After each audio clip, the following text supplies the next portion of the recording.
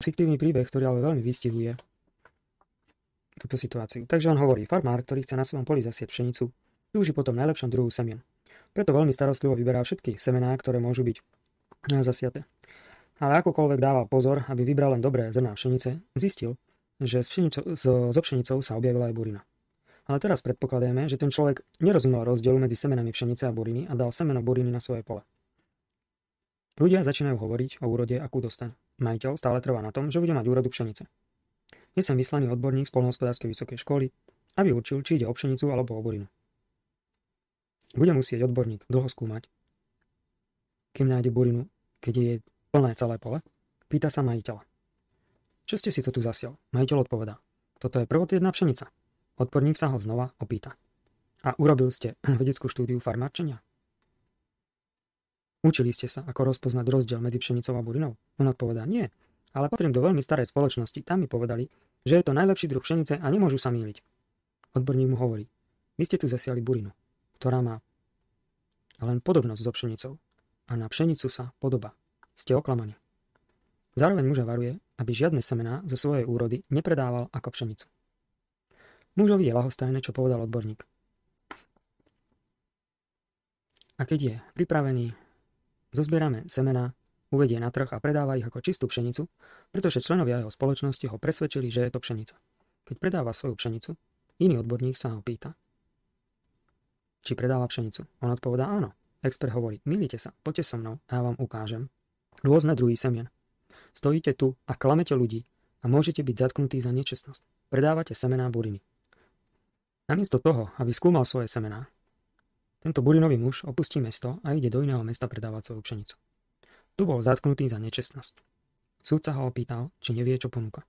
A on odpovedá, áno, mám prvotriednu pšenicu. Dvaja odborníci mi povedali, že je to burina, ale ja patrím do spoločnosti, ktorá má 69 rokov a členovia mi povedali, že toto je najlepší druh pšenice a nemôžu sa myliť. Sudca sa ho pýta, vyštudovali ste nejakú poľnohospodárskú školu? Nie. Sudca sa znova pýta, viete, že predávate prvotriednu pšenicu kvôli veľkej dôvere, ktorú máte vo svoju spoločnosť? Áno, dôverujem spoločnosti, do ktorej patrím. Semená predávate ako pšenicu, pretože si myslíte, že je to pšenica, ale neviete to, hovorí sudca. Muž je uväznený a prípad je odložený na 2 týždne. Moja vsúka. To je presný obraz adventizmu. Pokračujem v príbehu. Niektorí členovia spoločnosti medzi tým zistia, že jeden z nich je zatknutý, pretože predal semená buriny, o ktorej sa domnievajú, že je pšenica. Keď sa zavolá na prípad, zdá sa, že tisíce členov jeho spoločnosti ho obhajujú. Všetci veria, že má pravdu, ale nikto nevie, ako vyzerá pšenica. Nikdy to neskúmali. Dvaja experti sú tam, každý prináša krabicu pšenice a sudca chápe, ako pšenica vyzerá. Obvinený si zo svojho pola priniesol aj škatulu so semenami. Sudca hovorí, všetci, ktorí vyštudovali poľnohospodárskú školu, zdvihnite ruku. Sudca a dvaja znalci si zdvihnú svoje. Obvinený má ďalšiu možnosť brániť sa. Otočí sa k svojim tisíckam priateľov a hovorí, všetci, ktorí veríte, že mám pravdu, prosím zdvihnite ruky. Celé publikum dvíha ruky. Muž sa cíti bezpečne, keď ich má na svojej strane toľko. Súdny proces sa začína. Dvaja znalci sú najskôr predvolaní za svedkov a ich výpovede sa zhodujú, že najlepšou pšenicou nášho človeka je len burina. Celé publikum je teraz požiadané, aby prisahalo, že bude svedčiť o tom, čo vie a o ničom inom. Jeden po druhom sú všetci predvolaní pred sudcu a každý prisahá pred Bohom v nebi, že obžalovaný predal len pšenicu a všetci priznávajú, že tomu nerozumejú, ale uverili tomu, pretože celý čas počúvali, že to tak je. Mnohí svedkovia, ktorí nemali skutočne žiadne vedomosti, mu nemohli pomôcť so všetkou vierou, ktorý mali v človeka a v jeho majetok. Sudca hovorí, nemáte žiadne ospravedlnenie, pretože títo experti vás varovali pred predajom vášho obilia za pšenicu, pretože je to burina, a ponúkli vám, že vás naučia rozlišovať medzi rôznymi druhmi semien, takže by ste nemali ísť von a klamať. Ak ste boli čestný muž, mali ste preskúmať semená pred príchodom do toho mesta, ale namiesto toho sa ukázalo, že ste svoju spoločnosť pred týmito odborníkmi varovali. Nazvali ste ich falšovateľmi, ktorí vykonali prácu diablovu, pretože bránili vašej spoločnosti predať ich burinu, o ktorej ste si mysleli, že je to dobrá pšenica. Prečo ste túto záležitosť neprešetrili? Pýta sa sudca. Títo experti patrili do našej spoločnosti už predtým a opustili nás a odkedy sa s nami rozišli, mysleli sme si, že ich posadol ten zlý, aby nám zabránil predať našu pšenicu. Sudca hovorí, dokázalo sa, že títo muži majú v prípade fakty a že vaša spoločnosť sa mýli bez ohľadu na to, koľko existuje rokov a koľko má členov. Títo muži si splnili svoju povinnosť a varovali ľudí pred vašim podvodom. Dám vám šancu na pokánie. Choďte s týmito odborníkmi a naučte sa rozdiel medzi rôznymi druhmi obilia. Keď zistíte, že ste pre svoju nevedomosť namiesto pšenice predali burinu, zaplaťte, čo ste ukradli a priznajte sa k svojej vine. Ak nemôžete obnoviť to, čo ste vzali, požiadajte o milosť. Potom o tom povedzte svojej spoločnosti. Ak vaša spoločnosť nebude počúvať vaše slova, je vašou povinnosťou varovať ľudí pred takouto spoločnosťou a dajte svetu vedieť, aký druh obchodu robia.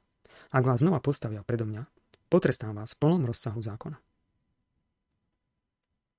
Koniec príbehu. To, čo budem ďalej hovoriť, je z knihy, nie z mojej hlavy. Týmto spôsobom adventisti 7. dňa predávajú burinu vo svojej nevedomosti už 69 rokov. Dneska už je to asi 150 rokov. Moja poznámka. Ale keď vidia, ako ich jeden po druhom opúšťajú ľudia kvôli ich falošným doktrínám, mali by preskúmať svoju teóriu. Pred Bohom sú bez ospravedlnenia.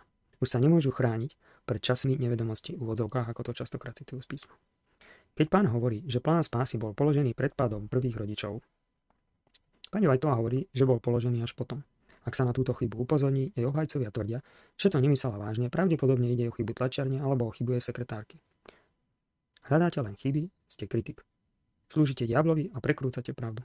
Bojujete proti prorokyni Pána a tak ďalej. Tieto a podobné obvinenia sú znesené proti tým, ktorí poukazujú na ich falošné proroctvá. Ak adventisti hľadali pravdu a chceli kráčať v pravde, mali by preskúmať body alebo základy, na ktorých spočívajú ich zvláštne doktríny. Ak je základ falošný, potom je celá nadstavba neudržateľná. Mali by priznať, čo sa ukázalo ako správne a nechať to, čomu nerozumejú, kým nedostanú viac svetla. To by bolo úprimné.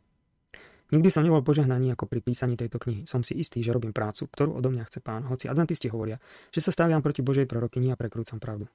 Výbor sa sťažoval, že pani Whiteová sa nemôže brániť, keď na ňu útočím vo švédskom jazyku.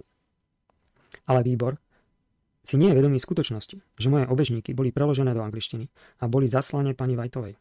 Tento človek žil v dobe, keď žila Ellen Whiteová. To je moja vložená poznámka. Okrem týchto obežníkov som jej raz poslal doporučený list s nasledujúcim znením. Prečítam vám list, ktorý uvádza v tejto kapitole.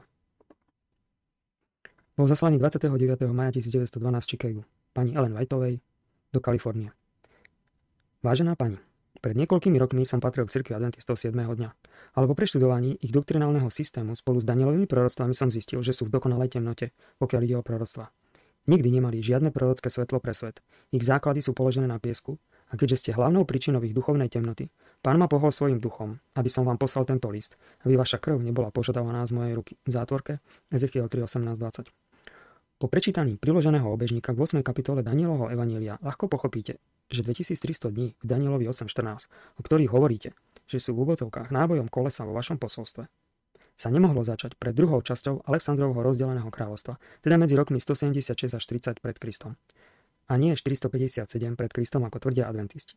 Viem, že ste staršia dáma, ale pokiaľ dokážete myslieť, je pre vás ľahké pochopiť, že 2300 dní sa nemohlo začať pred malým rohom. Malý roh mal veľkú moc a objavil sa až po roku 175 pred Kristom. V zátvorke Daniel 8.23. Keď to pochopíte, žiadam vás v Božom mene, aby ste v novinách odvolali tento veľký omyl skôr, ako odídete zo sveta. Toto je pravdepodobne najvážnejší a najvýznamnejší list, aký ste kedy dostali. Toľko list autora knihy, ktorý nielenže napísal knihu v dobe, keď žila Ellen Whiteová, ale napísal dokonca priamo list Ellen Whiteovej. Predpokladám, že o tomto adventisti nikdy nevedeli. Predpokladám, že adventisti nevedia, koľko kníh existuje ohľadne bludov, ktoré učia a šíria po tomto svete.